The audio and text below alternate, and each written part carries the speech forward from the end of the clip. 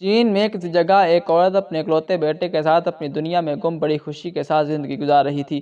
ایک دن اچانک اس کے بیٹے کی وفات ہو گئی اور وہ اپنے خالق حقیقی سے جا ملا۔ عورت کے لیے یہ ناقابل برداشت صدمہ تھا، کیونکہ اس کا بیٹا ہی اس کی کل کائنات تھا۔ اس کا ذہن نظام قدرت کو ماننے کے لیے تیار نہیں تھا۔ وہ روٹتی پیٹتی گاؤں کے دانا حکیم کے پاس گئی اور حکیم صاحب سے کہا، حکیم صاحب کوئی ایسا نسخہ بتائیں جس سے میرا بیٹا لوٹ آئے، میں اس کے عوض اپنی ساری جمع پونجی خرچ کرنے کو تیار ہوں۔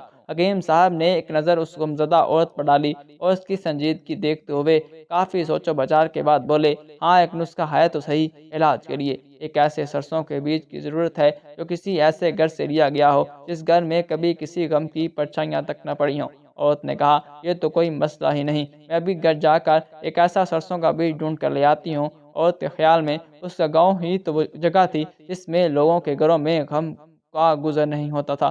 بس اسی خیال کو دل میں سجائے اس نے گاؤں کے پہلے گھر کا دروازہ کھٹکھٹایا۔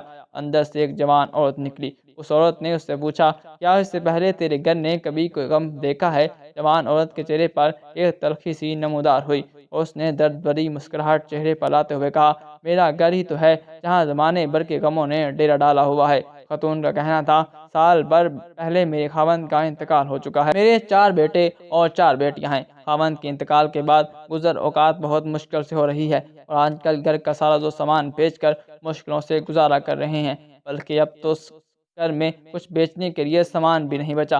جوان عورت کی داستان اتنی دکھ بڑی اور غمگین تھی کہ عورت اس کے پاس بیٹھ کر اس کی غم گساری اور اس کے دل کا بوجھ ہلکا کرتی رہی۔ جب تک اس کے جانے کی اجازت مانگی تب تک وہ دونوں سہیلیاں بن چکی تھیں۔ دونوں نے ایک دوسرے سے دوبارہ ملنے کا وعدہ لیا اور رابطہ رکھنے کی شرط پر عورت اس سے گھر سے باہر نکلی۔ مغرب سے پہلے یہ عورت ایک اور خاتون کے گھر میں داخل ہوئی جہاں ایک اور صدمہ اس کے لیے یہاں منتظر تھا۔ اس خاتون کا خاوند ایک خطرناک مرض میں مبتلا تھا۔ گھر پر صاحب فراش تھا۔ گھر میں بچوں کے لیے کھانا پینے کا سامان نہ صرف یہ کہ موجود ہی نہیں تھا بلکہ یہ بچے اس وقت بھوکے بھی تھے۔ عورت بھاگ کر بازار گئی اور جیب میں جتنے پیسے تھے ان پیسوں سے کچھ دالیں، آٹا اور گھی وغیرہ خرید کر لائی۔ خاتون خانہ کے ساتھ مل کر جلدی جلدی کھانا پکوایا اور اپنے ہاتھوں سے ان بچوں کو شفقت سے کھلایا۔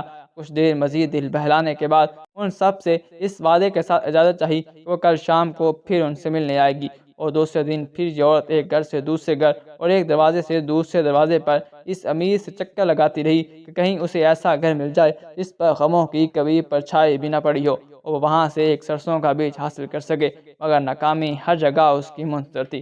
ہر گزرتے دن کے ساتھ اس عورت کو کسی نئی دکھ بڑی کہانی کا سامنا ہوتا اور یہ عورت مصائب و غموں سے متاثر انہی لوگوں کا ایک حصہ بنتی چلی گئی اور اپنے طور پر ان سب میں خوشیاں بانٹنے کی کوشش کرتی رہی۔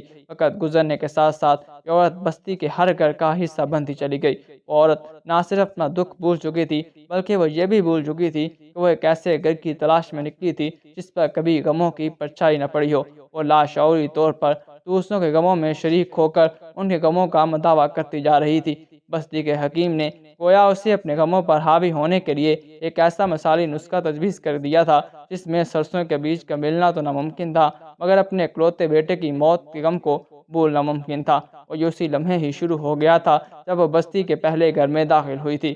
جی ہاں، یہ قصہ کوئی معاشرتی اصلاح کا نسخہ نہیں ہے بلکہ یہ تو ایک کھلی دعوت ہے ہر شخص کے لیے جو اپنی انا کے خول میں بند دوسروں کے غموں اور خوشیوں سے سروکار نہیں رکھتے بلکہ اپنی دنیا میں گم اور مگن رہنا چاہتا ہے۔ حالانکہ دوسروں کے ساتھ میل جول رکھنے اور ان کے غموں اور خوشیوں میں شرکت کرنے سے خوشیاں بڑھتی ہی ہیں، کم نہیں ہوا کرتی۔ یہ کہانی بتاتی ہے کہ آپ کا یہ معاشرتی رویہ آپ کو پہلے سے زیادہ خوش اخلاق انسان بنا دے گا۔